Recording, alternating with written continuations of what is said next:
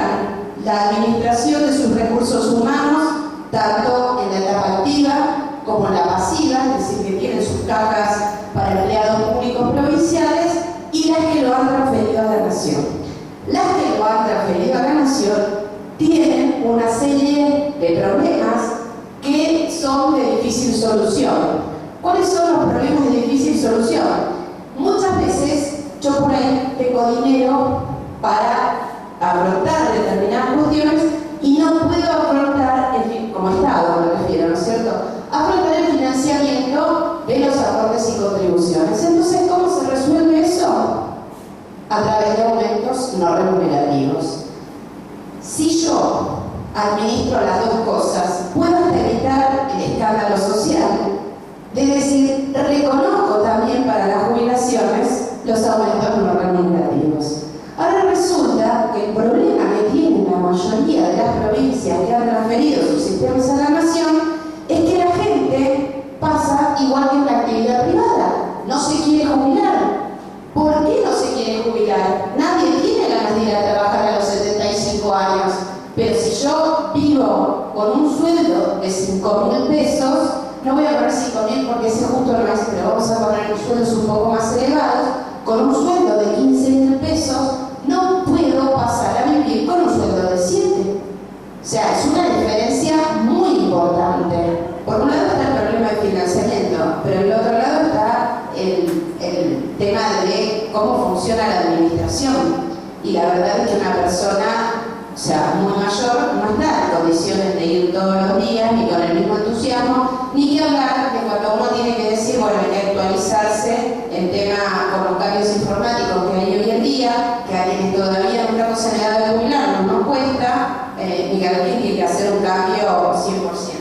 Entonces, este es uno de los graves problemas. Uno de los graves problemas que tienen, o sea, yo digo, las provincias que transfirieron, las que no también, estoy viviendo acá, me lo habían comentado ayer en este caso, y que tienen las empresas. Porque el mayor problema que tenemos en este momento es que buena parte de los aumentos en los convenios son no remunerativos en el sector privado. Entonces, ¿por qué yo quiero hacer, o sea, parezco una militante de la seguridad social?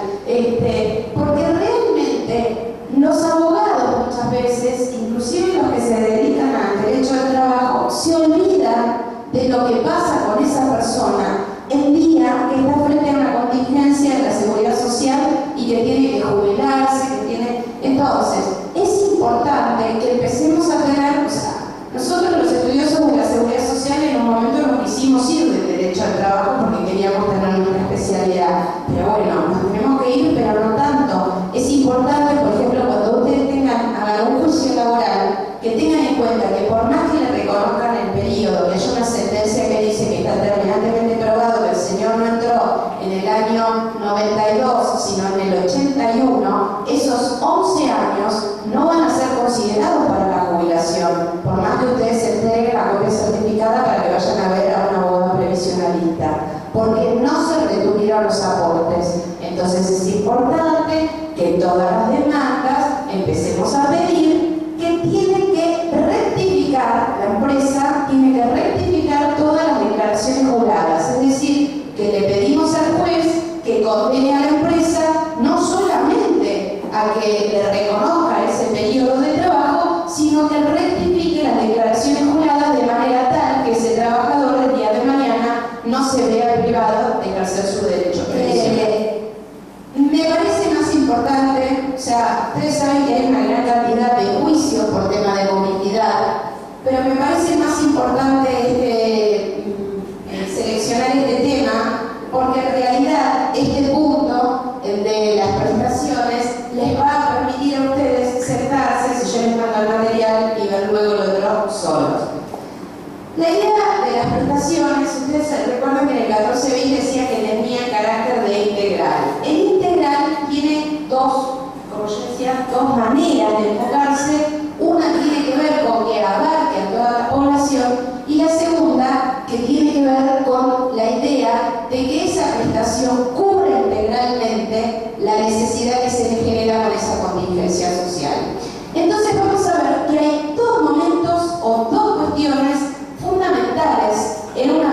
prestación para decir si esa prestación cubre con las pretensiones, con los estándares que plantea el 14 bis. Uno es cómo se determina la haber inicial y el segundo punto es cómo es su movilidad. ¿Por qué? Si yo parto de una haber inicial, muy bueno, vamos a suponer fácil. A todos los trabajadores le vamos a reconocer el 100% de su último salario. Mejor que eso, imposible, ¿no es cierto? Pero resulta que después, cuando hablo de la movilidad, digo la movilidad, bueno, lo que yo le pueda dar de aumento, no sirve para nada. Si yo hago al revés y digo, le vamos a aumentar todas las prestaciones de acuerdo a cómo aumenta, no sé, el convenio que más aumenta de todos. Entonces uno dice, bárbaro, o sea, siempre vamos a tener el mayor aumento que se dé a los trabajadores. Pero resulta que si yo salgo con una prestación que cubre el 20% de mis ingresos, tampoco sirve. Por eso es muy importante que tengamos en cuenta los dos aspectos, es decir, cómo se determina el haber y cómo se moviliza después. Vamos a ver ahora el tema de las prestaciones.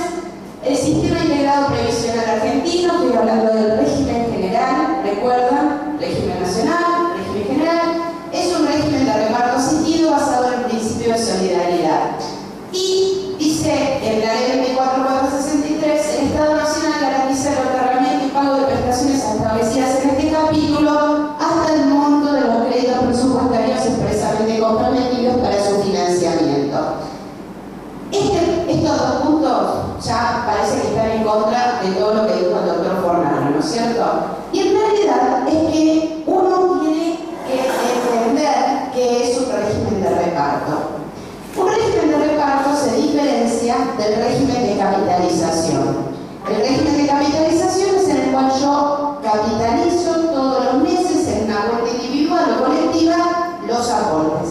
El reparto es un sistema de financiamiento que en inglés se denomina pay as you go, es decir, yo no acumulo dinero, no capitalizo dinero, sino que junto para pagar. Ahora, ¿qué quiere decir esto de junto para pagar? No quiere decir que si yo junto 10 voy a pagar hasta 10. Esto es al revés.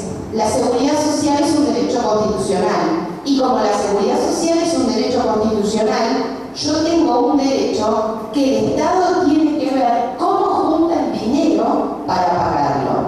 Entonces, no es que lo que está fijo es el dinero presupuestado, o sea, el presupuesto sí, obviamente, pero quiero decir que lo que está fijo es la recaudación y lo que varía es las erogaciones del sistema. El Estado lo que tiene que hacer es ver cómo mueve la ecuación para que se equilibren sus erogaciones con sus ingresos en un sistema de reparto. ¿Sí? Bien. Este sistema, el Sistema Integrado Previsional Argentino, está aplicado, controlado y fiscalizado por el ANSES. Vamos a ver cuáles son las prestaciones. Las prestaciones, ustedes se acuerdan que habíamos dicho que el CIPA cubría 3 contingencias, que eran la vejez, la invalidez y la muerte. Vamos a ver ahora la prestación de vejez. La prestación de vejez en el sistema del régimen nacional, en el régimen común, recuerden, porque hay regímenes especiales, tiene un sistema multipilar. ¿Qué quiere decir?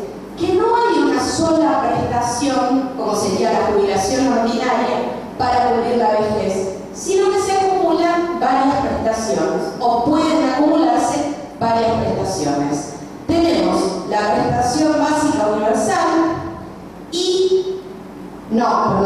o la prestación por edad avanzada. Si va una, no va la otra. Después vamos a ver. La prestación compensatoria y la prestación adicional por permanencia. Esto es en el sistema actual. Puede ser que ustedes se encuentren en algunos casos con 4 rubros, 4 prestaciones que tienen que ver con gente que tuvo aportes al sistema de capitalización. Este tema es muy importante, ¿por qué? Porque ustedes no van a poder evacuar ninguna consulta si cuando les traen un recibo de cobro de haberes no saben qué es lo que están mirando. No basta con ver cuánto cobra la persona en su totalidad, hay que ver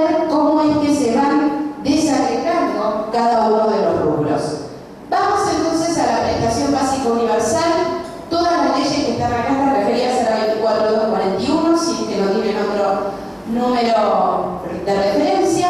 ¿Y cuál es el requisito para la prestación básica universal? Edad y años de servicio con aportes. ¿Por qué, a pesar de que dice 60 años de edad, 65 los hombres y 30 años de servicio con aportes, yo solamente destaqué el tema de edad y años de servicio con aportes? Porque tengan ustedes en cuenta que hay regímenes diferenciales. ¿Qué son los regímenes diferenciales? ¿Alexa?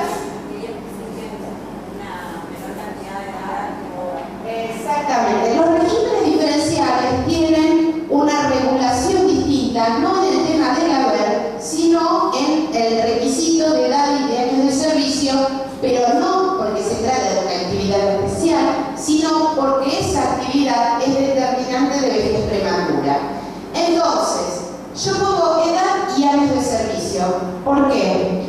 Esto para que ustedes tengan en cuenta, después van a tener que hacer otros cursos, pero por lo menos que se introduzcan en el tema.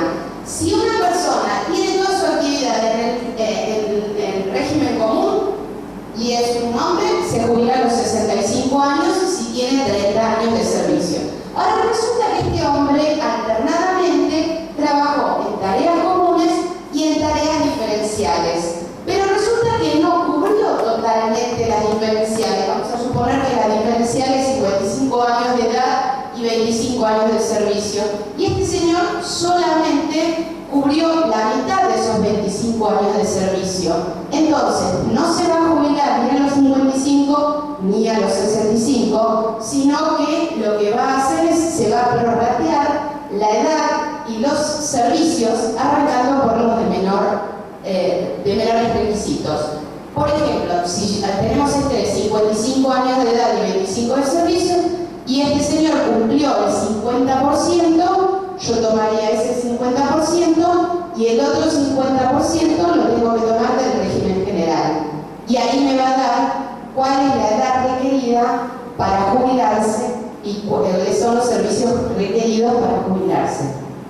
Este tema es un tema importante y que está muy vinculado también con el derecho del trabajo. ¿Por qué? Porque muchas veces, cuando trabajan en tareas diferenciales, al trabajador le llega la intimación del artículo 252 de la Ley de Contrato de Trabajo diciéndole: usted está en condiciones de jubilarse. Y resulta que esa señora no está en condiciones de jubilarse porque no tuvo, se lo mandan a los 55 años y resulta que no tuvo los 25 años de servicio en el régimen diferencial. En ese caso, lo que hay que hacer es rechazar el telegrama e indicar que no está en condiciones de jubilarse. O sea que vean ustedes este tema, la importancia de muchas veces tener conocimientos.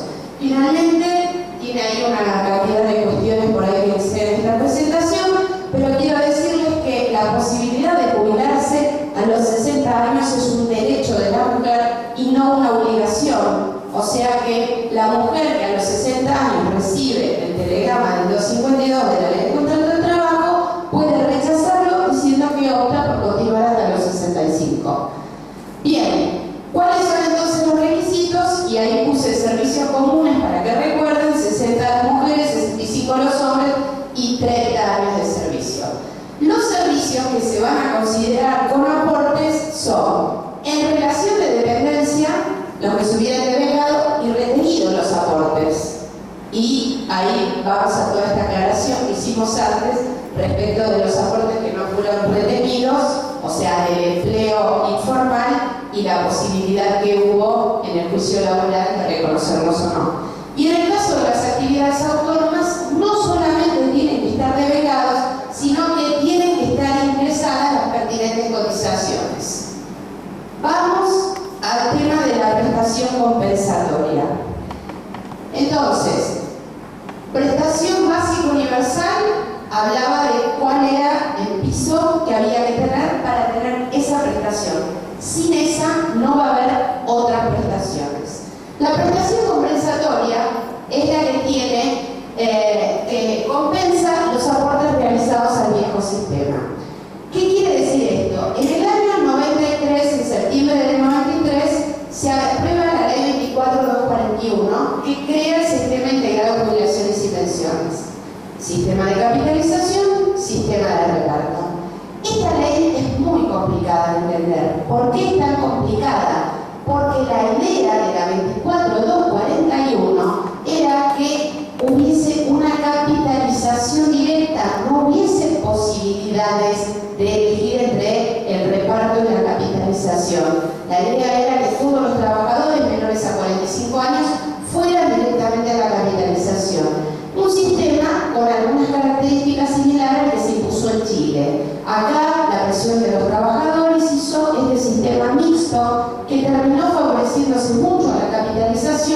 pero estaba la posibilidad de optar por mantenerse en el régimen estatal. Esos aportes que se hicieron al viejo sistema, por eso todo esto está pensado en realidad desde la capitalización, en el caso de Chile fueron reconocidos con la emisión de bonos que se ponían en la misma cuenta de capitalización de los trabajadores. En el caso argentino, esos aportes se reconocen a través de una prestación que se suma a la prestación básica universal. Esta prestación tiene como requisito acceder a la prestación básica universal y tener aportes comprendidos en el sistema de reciprocidad jubilatoria prestados hasta la vigencia del presente libre, es decir, hasta julio de 1994. Y obviamente que no se encuentren recibiendo un retiro por invalidez. Acá tenemos otra vez la repetición de los requisitos y nos falta prestación adicional por permanencia, que sería el tercer pilar. La prestación adicional por permanencia lo que hace es compensar aportes realizados al Sistema Integrado Previsional Argentino y al Sistema Integrado de Jubilaciones y Pensiones. O sea, hacemos corte, julio del 94, la prestación compensatoria anteriores a julio y la prestación adicional por permanencia posteriores a julio del 94. Y ustedes van a preguntarse, ¿y para qué esta diferencia? Hoy no hay diferencia, pero tengan en cuenta que antes, si bien la base de cálculo era la misma, la prestación compensatoria se reconocía con un 0.85% sobre el promedio y la adicional por permanencia con un 1.5%. O sea, había razones para esa diferencia. Ahora vamos a avanzar un poco cuando veamos el tema del cálculo de la verba. En el caso de la edad avanzada, esta es la que va en paralelo con la prestación básica universal y en realidad es la prestación para aquellas personas que no han logrado acreditar los 30 años de servicio. Entonces, sube la edad, 70 años, acá no hay diferencial, no hay prorrateo, no hay nada, o sea, es 70 años de edad y 10 años de servicio con aportes computables en uno más regímenes jubilatorios comprendidos en el sistema de reciprocidad. Y hay una serie de características que me van a disculpar, pero no hay tiempo para explicarlas. Lo que quiero que tengan en cuenta es que o necesitan la edad avanzada o la PBU para poder sumar después la PC y la PAP. Y lo otro que les quiero decir es que esta es una prestación que hoy prácticamente no se usa porque con el tema de la moratoria cualquier persona puede acceder a los 30 años de servicio. Pero ustedes acá sí podrían encontrarse con la necesidad de aplicar esta prestación. ¿Por qué? Porque los 30 años de servicio son fáciles, con la moratoria se pueden regularizar periodos anteriores a septiembre del 93.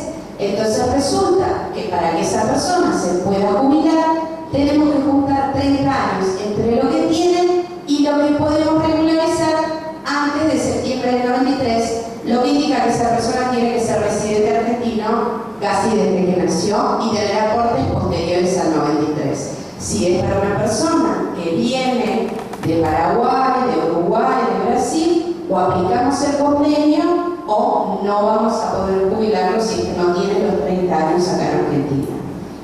¿Sí?